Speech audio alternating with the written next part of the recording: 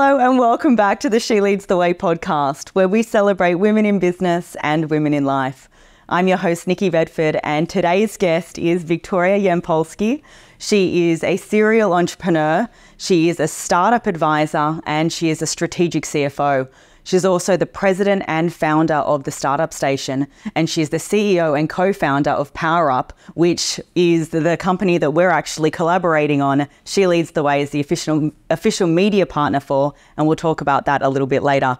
We'll also talk today about Victoria's incredible journey, her insights, and essentially life as an entrepreneur. So Victoria, thank you for joining me.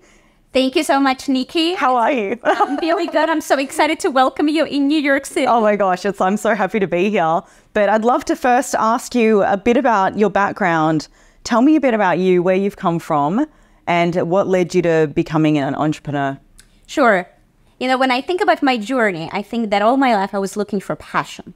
And I was looking for passion in multiple places. And for me, entrepreneurship became that hub that allows me to express myself in various ways. But when, you know, my journey was not a straight line, and I definitely did not know even a year ago that I would be where I am today. So to back up, I was born in Russia, in a very beautiful city, St. Petersburg. Beautiful. And I came to the United States about 30 years ago. 30? Almost 30. Oh, wow. Most of my life I spent here. And actually, most of my life has been spent in New York City, which I love dearly. It's a city that gives me amazing energy. Yes. And inspiration and motivation and an ability to meet so many different, incredibly smart people. Yes. I'm very lucky to live here.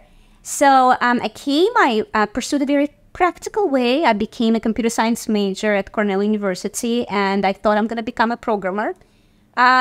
Towards the end of my undergraduate journey, I realized this was not my passion. I wanted to move more to the business side, so I pursued IT consulting. Realized this was not my passion either. So I thought, I was in financial services and IT consulting. Maybe I should move to finance. In order to move to finance, I went to business school and then began working on Wall Street. Wall Street. Wall Street, it's a great name. But in terms of a workplace, it was a very intense environment. Yeah, cutthroat. I would say not a lot of room for creativity, a lot of FaceTime hours, long hours, the work that wasn't necessarily as inspiring as I wish it would have been. Again, my creative pursuits were not satisfied. I did not see my career on Wall Street. And I quit my very lucrative and very well-paying job to try my hand in media and entertainment. And that may seem like a complete diversion from my path in finance and technology, but it's actually not, because I've also been an actress. And I've been acting from, as I was growing up in Russia in the professional theater, and I also was acting while I was studying for both as a computer science major and business school. So I was always attracted by, I would say, quantitative and creative parts of my life. And that's why a corporate job was very difficult for me to enjoy, because it always focused on only one part of what I was interested in. So I decided to become a film producer. And Wait a second, random. So you were a film producer first? I decided to That's incredible. To try to my hand and produce. What was films. it that attracted you to that? Theater, after I did some research, I seemed to be an area where it was more difficult to make money. And also I knew no wealthy people who could give me any money for producing any broadway shows. So it just seemed that film was a more practical way. It was still very difficult. Yes. But it just seemed a little bit easier than theater. So that's why I went in there, and I went from the financial and business point of view and spent 2.5 years trying to raise money for a slate of films, and made all of the mistakes that a first-time entrepreneur makes. First, I tried to raise $165 million. I know. And, everybody has this reaction, but this was not my reaction when I tried to. You're like, yes, I will make $165 million. That's what, I added up how much money I needed, and that was the amount that it added up to. Okay. Whether I was realistic or not, I really did not know, because I've never done it. Of course. And having never failed up to this point in my life, I wasn't afraid. I was too arrogant. Good on you. And, well, good and bad, because had I had more perspective and talk to more people and learn some of the things that I did not know, maybe I wouldn't have made the same mistakes that I did, because it was my first time doing everything. But we did get pretty far.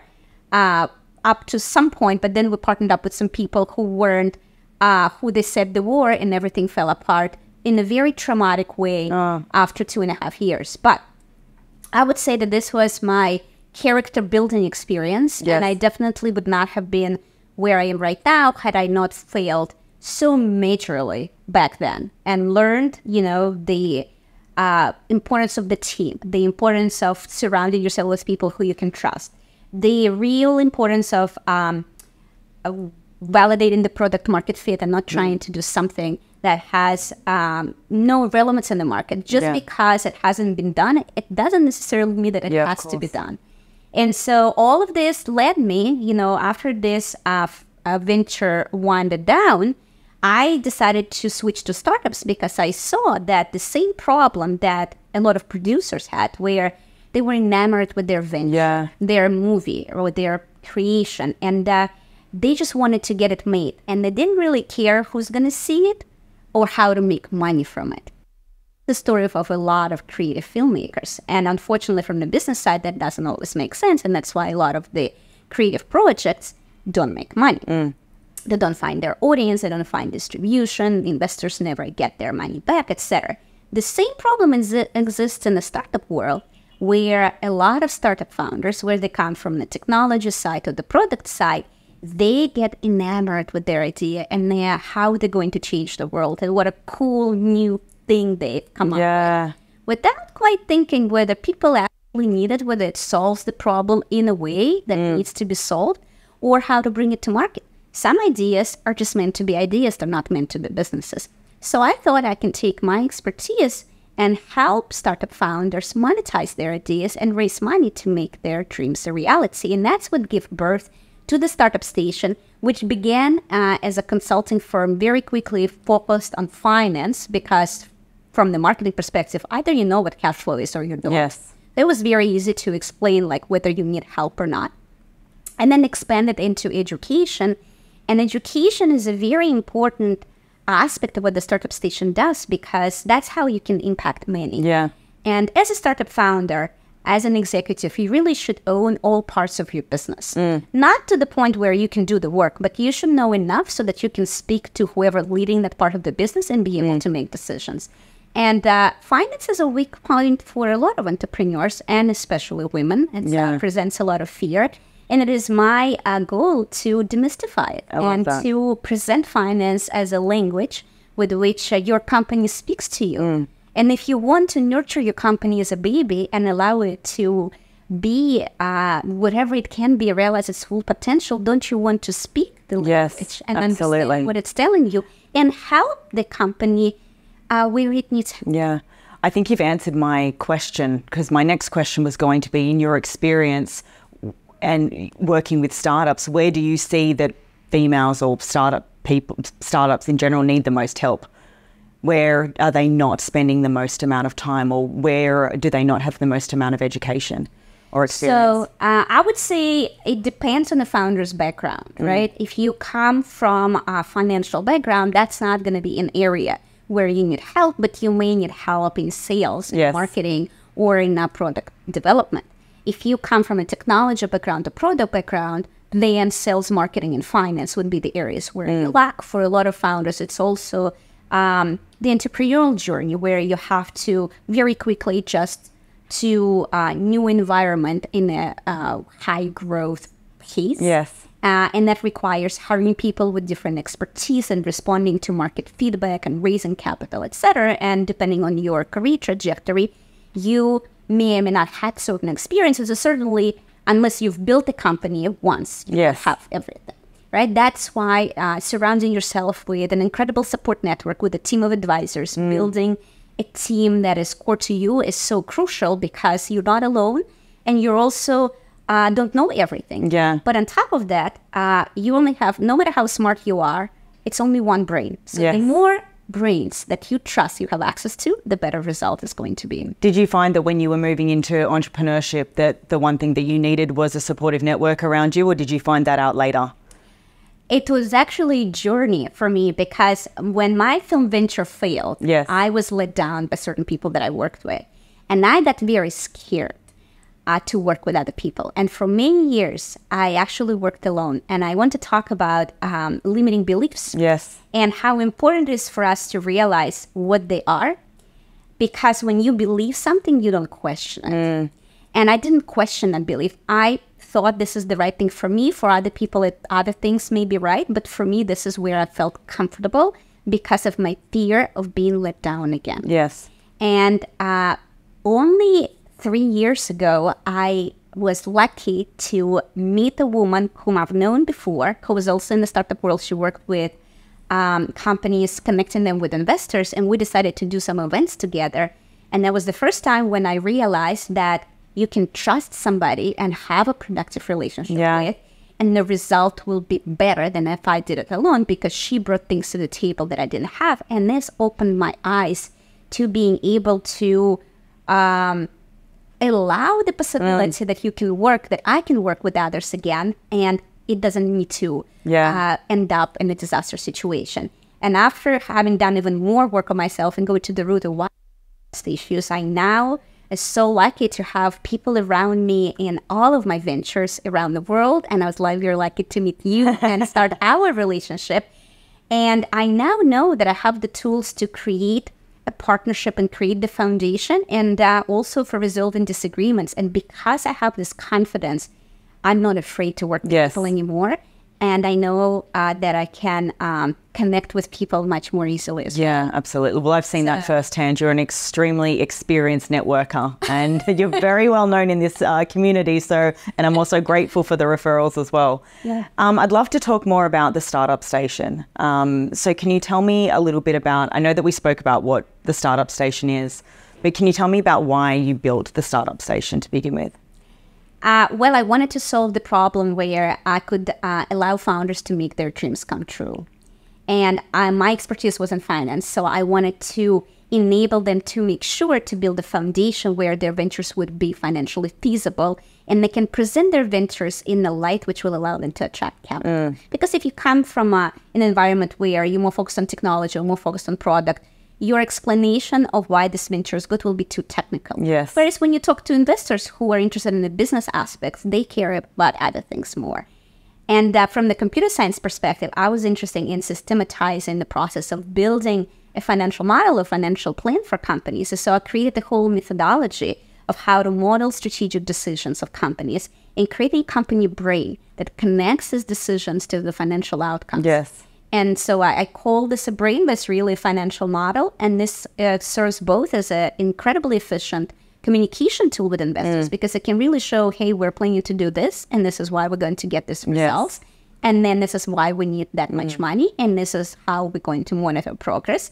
But also, as you begin executing and you implement the model in the financial systems, it will allow you to collect market feedback in a very structured and consistent way and adjust your strategy based on what's happening in the real world. And so the consulting part of the business is really focused on those two aspects, whether it's the company who's fundraising or that already raised money and needs to execute. And on the education side, you know, if somebody is in the pre-seed stage or early stage founder can't really afford to hire somebody and wants to learn finance and wants to learn how to build their financial plan, they can take classes in accounting or financial modeling and valuation and learn how to do it themselves. But I also recommend these classes to anybody because, like I've mentioned before, it's important to have financial literacy, and these classes are for anybody who doesn't know finance. I learned finance. I've actually passed, it's called the Chartered Financial Analyst exam before I went to business school. So I had to learn all of the concepts before I learned them in a formal academic environment. And I remember myself coming from the computer science background, I couldn't understand what cash flow was. I could understand other concepts. For some reason, cash flow was difficult. And I remember some other things that were difficult. And I remembered those when I created courses. And I wanted to explain things in a way that would make sense to me, remembering how I was then. So it's done on the concept level and not in a difficult level that, you know, would assume that you know something about finance. And then there is a third aspect, which is the community. We publish a lot of content. I do a lot of podcasts. Because there are a lot of questions that everybody has. And they don't necessarily have to be technical. And if you can disseminate information in an effective way, you can help other founders not to repeat mistakes that others have before them and really accelerate their journey to fulfillment and change. I can hear in your voice that speaking finance is certainly your love language. So naturally, working with finances, it's incredibly powerful, but it can be incredibly technical. Yes. Tell me about some success stories where you've worked with, businesses and they've come out the other end where they're like, oh my goodness, I understand what I should be doing now, or I understand what this should look like. Well, all of my clients, when they start working with me, they think that they understand their business. Yes. But as we're creating assumptions for the model, as we're creating the drivers, right, for the brain, like how is the brain going to operate, they understand their business by the end of this process so much deeper. And it allows them to uncover areas of weaknesses that they haven't thought about before. And also figure out whether their plan is feasible or not even before they begin executing it. Because if you can't make your plan work on paper, there is zero chance that you're going to make it work in real life. Of course, if you have a plan and you have a lot of uncertainty, there are a lot of risks that this plan is going to be fulfilled. And that's why it's important to do checkpoints along the way.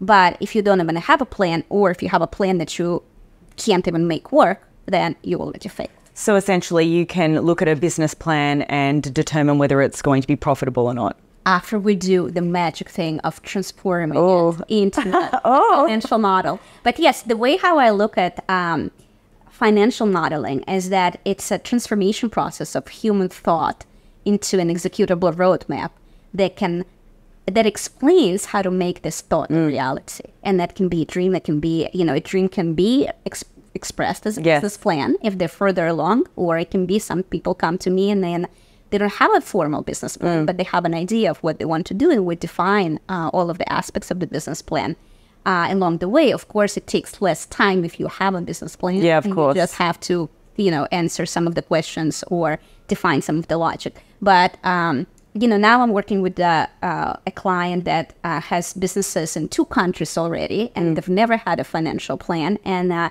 usually it would take me, let's say, 10 to 15 hours of my time to figure out how a financial model should work before we implement it. With them, it's already taken 50 hours. Yeah, wow. It's so complex. And they would never be able to do it on their own. And it gave them an amazing understanding of how their business is going to grow and evolve, and how different parts of the business are going to interact with each other. And now, even though the financial model is still in progress of implementing it, when they talk to investors, they can speak intelligently and they can say, financial model will be ready in a couple of weeks, but this is what we're planning. These are our goals. This is our go-to-market strategy, pricing strategy. This is what we're planning to do. Yeah, fantastic. That's amazing. I want to pivot now and talk about PowerUp, a love of mine and a love of yours. Yes. Can you tell me about how you came up with PowerUp, what it's about? Absolutely. When I said that I was looking for passion and for purpose in my life, I've really found it with PowerUp. This is what I want to do until the rest of my life, because I realized for me, helping others gives me the most fulfillment and reward as anything else. And Startup Station, I love Startup Station, but it didn't have this higher purpose of solving for a global inequity problem that PowerUp has. So the purpose of PowerUp is to bridge the gender funding gap that women entrepreneurs face. As we know, only 2% of capital worldwide goes to women founders, more to mixed teams. If we're going to talk about minorities, the percentages are going to be less. We're going to talk about emerging markets, the percentages are going to be less. There is an inequity on one side, and there is an economic need on another side, because women represent, at least half of the population, maybe a little more in some countries. And there is a huge economic opportunity to give them access to capital and to fund ventures that can serve this audience so that GDP can be increased, jobs can be created, and economic growth can be stimulated. And so I, for the past 2.5 years, have been teaching at Bank of America Institute of Women's Entrepreneurship at Cornell. It's a program funded by Bank of America, taught at Cornell, graduates 100,000 women entrepreneurs per year. And even though my expertise is finance, for some reason, and I would say that's the universe is doing, I've been assigned to teach growth, leadership, or communications. Sometimes I taught finance, but most often. And because I taught those courses, I got a first-hand look into challenges that specifically women entrepreneurs face. And as I was thinking that I should really do a finance program for female entrepreneurs. And I didn't quite know how it's going to look. I knew it can't just be the classes that I already had. It has to be something more. And eventually, last year, I created this program with my dear co-founder, Hemp Hampton, who is a chief revenue officer, so he helps companies scale from the sales perspective. Because if you think about it, strategy and finance are intricately connected. And that's why, when I talk about creating financial models, I talk about managing and modeling strategic decisions. So if you have a strategy, but you don't know its financial feasibility or how many resources it's going to take or how much capital it's going to require, that strategy is useless. So you don't even know if you can execute it, right? On that flip side, if you have a financial model, but you don't have a strategy, then what is this financial model? Right? Then these goals will never be realized because they're disjointed from the way that the company operates. And that's why a lot of the models out there, if they don't have this logic that I'm talking about, that really connects what the leadership team is going to do with the outcomes that are expected from those decisions, if you miss that logic, then the projections are not as useful because there's no intelligence that will be passed from realizing or not realizing certain financial results. So we've created the program that addresses two parts of the equation, and it's for ventures that are not so young, because there are a lot of programs on the market already that address ventures at the very beginning. You just have an idea, you want to validate the product market fit. We wanted to help them at the next stage.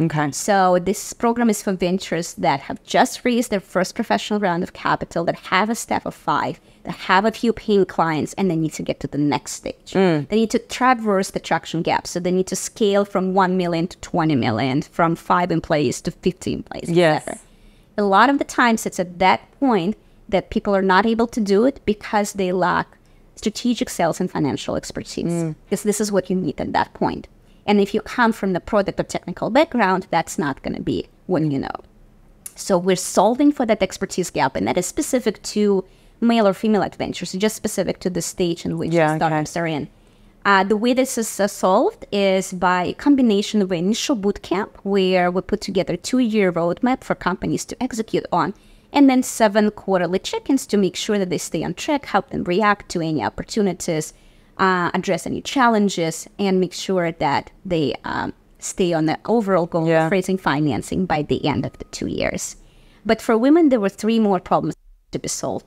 One of them is what's often referred as a confidence gap, but what I like to refer is the difference in brains gap, or the difference in thinking gap, where the way that we perceive risk is different.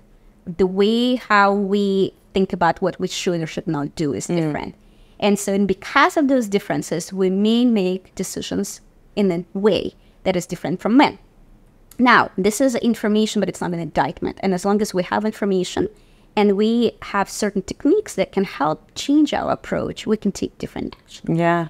And so a critical part of our program is executive group coaching. So the same cohort, which 10 to 12 founders that begins working together in a bootcamp, will continue to meet every week and work on their mindset. And after about 8 months of doing this work, where there is a consistent framework and a consistent support group where all the entrepreneurs will support each other, we expect to see differences in how they see themselves and how they see the potential for their companies and how they respond to opportunities and how they handle stress. That's amazing. Or respond to conflict. But it's our goal in 2 years to produce the next generation of female entrepreneurs that feel limitless and bold and, not afraid to, just like Elon Musk said, hey, I want to go to Mars, and he's on doing so. We want to produce female entrepreneurs who can come up with ideas that may seem outlandish and they can make it happen. I love that. Not afraid. And there is 2 other problems that we're solving for female entrepreneurs. One is the lack of access to capital. Now, to investor networks. And, there's some investors out there who are men who say, hey, we'd love to invest in women. We just don't see them in our pipeline. And of course, when you're looking for investments, you're going to go to your trusted sources because this limits your risk. So if you're not in those networks, you don't have the access that you want. We want to solve that problem by creating our own PowerUp Ambassadors Network. And then we're very lucky to have you as one of our ambassadors. And this network is already present in 25 countries on 5 continents. These are investors, entrepreneurs, C-suite executives, business leaders, academics, and philanthropists who will support our approach to the gender funding gap. And this can really have two impacts. One is as companies want to expand from one country to another, then ambassadors can make certain introductions and make it easier. But mainly, it's going to improve visibility of the companies in the program to the investor networks that our ambassadors have and solve for that access. And the final piece is data. A lot of investors perceive women as having higher risk.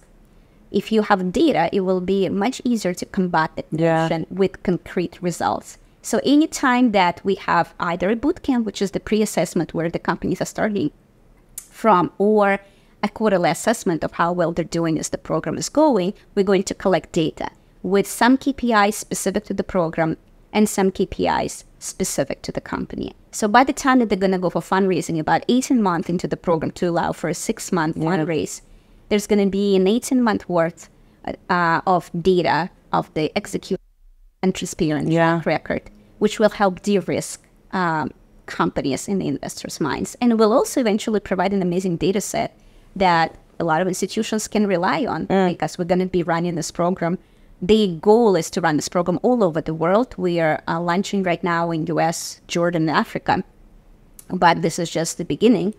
And as we have the data from all around the world, industry by industry, it presents an amazing resource of what a support system like we're creating can do for performance, but also what is the risk that's involved in female-led ventures, really. Yeah, because absolutely. There is no more risk, if not less. No, you have a lot of work on your hands. You must love it.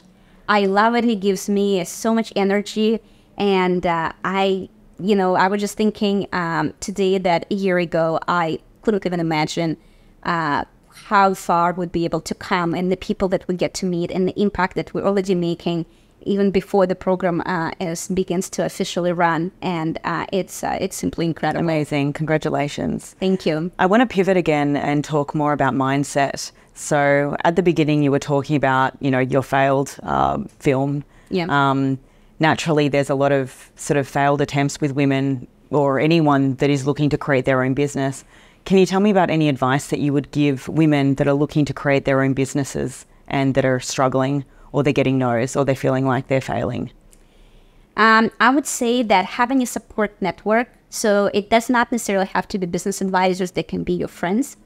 It would be amazing if these are entrepreneurs, but it can also just be other people who you trust and where you feel safe, where you can talk through all of your feelings and doubts, and where you can start realizing that whatever you're experiencing is simply part of your journey. I believe that if we change our relationship with rejection and failure, it will stop interpreting it as something that is so negative and it's something that means something about us as human beings, or it means something about the potential of our venture. If we just gonna think about it, that's just not the way to go in our journey. We should try something new. And in fact, there is a slogan on Facebook, fail faster. Yeah. So the faster you find out that something is not working, you've saved time, right? And I really liked what one of the women that I highly admire said in one of the events. Ms. Jamie Kern-Lima, she's also a Columbia Business School graduate, like me, and she's built a very successful cosmetics business. In 8 years, sold it for $1.2 billion to L'Oreal. Amazing. She said, rejection is God's protection. And I thought, so maybe if you start thinking about it, that something worse hasn't happened to you because that didn't work out, it will help deal with whatever is not working. Ultimately, it's up to us to build the defense and coping mechanisms inside us so that we can process failure and setbacks in a healthy way, and also deal with conflict in a healthy way, because egos get in the way of progress, and perfectionism gets in the way of progress. And ultimately, it's our work on ourselves. And I can speak for myself. It's been an incredibly transformative journey to work on those things for me.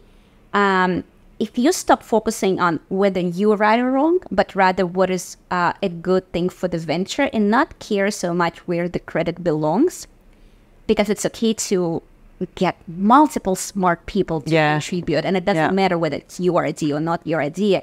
At the end of the day, because your dream came true. And if all the people helped you make this dream come true, that how amazing is that? But so if you keep, I think, this in mind, it can help deal with a lot of things that may get in the way of making dreams come true. Yeah, I love that. I've also lived by rejection is redirection. So similar to what you were saying, in that if you're getting rejected, it's just the universe's way of just like pivoting you to find the right way. So I feel like it's easier.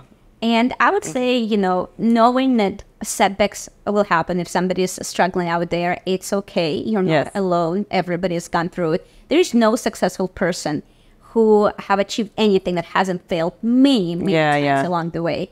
And it's their resilience and the ability to get up and believe in themselves and believe in their self-worth and the ideas that kept them going. And I think it's fearlessness. It's not deciding in advance for absolutely anything what you can or cannot do, because nobody will know in advance. Yeah. And I can definitely speak about my experience in deciding, and I decided just every day to do everything that I can towards my dreams, that I saw incredible results. Yeah, that's great. I want to talk about competition now. I know that you mentioned that there with the Startup Station, there are other companies that are doing sort of similar things, or even PowerUp. How do you stay true to your own voice and navigate the competitors that you may have within their segment? So competition is great because it keeps you on your toes, and it pushes you to serve your customer base better. And when you want to create something new, it gives you intelligence into what's already on the market, what has worked and what hasn't worked, and where the gaps are, so that you can design your solution in a different way. So for the Startup Station, the models that we built, that are built in a very specific way, where we modeled strategy and connected to financial outcomes, is what sets us apart from others, as well as the education component and the community component. For the PowerUp, there are many differences from other programs out there. So if it's focused on strategic and financial planning, which is not typically the focus for other programs, it's the length of the program, which is 2 years as opposed to 3 to 6 months. It's the global network of ambassadors as opposed to region-specific or even city-specific, where a certain program is run. Focus on the mindset and personal development, definitely absent from all of the programs, and data. So I would say all of the components for PowerUp is what makes it different. And the reason why we were able to create it is because we researched what other programs were available out there, and what has worked and what hasn't worked. And we've talked to a lot of people that helped us create different components of the way. We had some components to begin with, but some of it kind of was born as we talked to different people, and they were saying, what about this? What about this? What about this? From our experience, and this is the problem. And that's how PowerUp got to where it is in terms of structure. Amazing. So a lot of the listeners that we have on She Leads the Way they're not yet business owners, but they want to. So they're doing all of the research, they have their idea, and they're interested in basically bringing it to life. Knowing that you've done this many times, what advice would you give women that are at the point that they're about to launch their business? What should they be thinking? Is there anything that they should be doing in this moment? Well, the first step is always market research and competitive research. So you want to figure out if typically you want to start a business because either you have a skill and you want to go on your own and build a business around it, in which case you already have a lot of expertise, and then your need becomes to understand what is it that you're going to differentiate from your competitors, and how are you going to find your customers from a marketing perspective. So if this is you, then these are the problems that one should solve. Or it can be, hey, I see a problem that's not being solved in the right way. I'm the one who experienced the problem, and I come up with a solution. So if that is your situation, if this is you, if this is you, then it's a whole thing about building a business plan. And if this is your first time doing it, it could be a good idea to go through some program or an accelerator to go through a structured process of thinking through different parts of your business. Just because it's your first time, you may not know all of the pitfalls, and you're going to get a lot of help. Sometimes free help, maybe even an investment to take your business to the next step. On a note, I want to recommend the Bank of America program for female entrepreneurs, which is available to everyone in the world. And it's a free program. You can apply, and there is a wait list. I understand it's probably several months But it's a 3-month program and 6 courses that cover all the major aspects of starting your business, and I think give a great framework for thinking the aspect that I'm talking about it through. Amazing. That's incredible. I'll put that in the description as well and how people can access that. So I now want to talk about, well, where your biggest passion lies. I know that you're also a policy advocate and you're doing a huge amount of work within this realm. Do you want to tell us a little bit more about it? Sure. This is something that came into my life recently, and it's a great complement to the work that I'm doing at PowerUp, which is creating the right ecosystem support to allow female founders to get equitable access to capital and make their dreams come true. However, it can also be supplemented with a policy that the impact becomes even greater. So I'm based in the US, my work is based in the US. In May, I've been asked to join the Leadership Council of the National Small Business Association. It's been founded in 1937, 65,000 members, 50 states. I represent the New York State. And in that ability, I'm able to go to local politicians or federal politicians and media and work on issues that are important to me. And when they invited me, I said, well, the issue that's dear to my heart is the gender funding gap and fair access to capital for women. Are you fine that I'm going to be pursuing those issues? And they give me carte blanche to use their platform to advocate for whatever issues I like. So I was thinking of how to do it, and then the universe has a very funny way of working out, because literally as I was finding the time, and I'm like, now I need to start focusing on lobbying as well, and I need to figure out how to do it. That's not something that I've ever done yet, and yet is the key word. Pending. It's pending further discovery. And I'm finding out that there are 2 bills that are already being passed in Massachusetts and California that have already been written on fair access to capital. On top of that, there is a universal bill that's been at SEC since 2021 that can revamp the whole disclosures for the entire asset management industry. And I'm in a position through the networking that I've done for PowerUp to actually influence those bills being passed and to start advocating for the one in New York. And I'm now connecting with the people. We're going to have some monthly call to share best practices. And it's just an amazing place to be, and where, you know, if I reflect on where I've been a year ago, could I imagine that I could be thinking how to influence the chairman of SEC to sign a bill into existence that can overhaul how the disclosures work and across the entire asset management industry? That's not even something that I would conceive of, and yet that is my reality. Like I have action steps to do along those lines. Congratulations. You are powerhouse superwoman. Do you wake up and look at yourself in the mirror and think, I am a superwoman? Well, you should. I should start. You should start doing that. You'll be able to fly out the window. Well, yeah, I wake up and I use affirmations. I know you use affirmations. Yes, I do. And I believe that they work and visualizations work because your brain constantly works like a machine, identifying how to make whatever you want happen if you constantly reinforce it. Yes, fantastic. Amazing. Congratulations. And I think lastly, we should celebrate our partnership in our working together. So obviously She Leads the Way and PowerUp, we're family now, I would say, to an extent. Yes. It's very exciting. I'm so excited that we are media partners, and then She Leads the Way will be able to showcase so many amazing stories of women leaders around the world. I think it's so important because when we see somebody else make her dream come true and talk about her journey and how they have overcome challenges, suddenly a path becomes possible. And suddenly whatever challenges you have, or at least I have, when I hear somebody inspiring talk about them, they don't seem so big, they seem surmountable. Yeah, absolutely. And it's about coming together and understanding that we're able to conquer absolutely anything that we set our minds to. But beyond that, we're also wanting to bridge the gender funding gap as well. So we have a big task on our hands, but I think that we'll conquer it. Good change comes ahead. Yes, one step at a time. One step at a time. So, Victoria, thank you so much for joining us on She Leads the Way. It was such a pleasure having you and meeting you and seeing you face to face. I know that there's going to be many, many years ahead for us, but I really appreciate your time. Thank you so much. And the next time in Dubai? Yes, next time in Dubai, absolutely.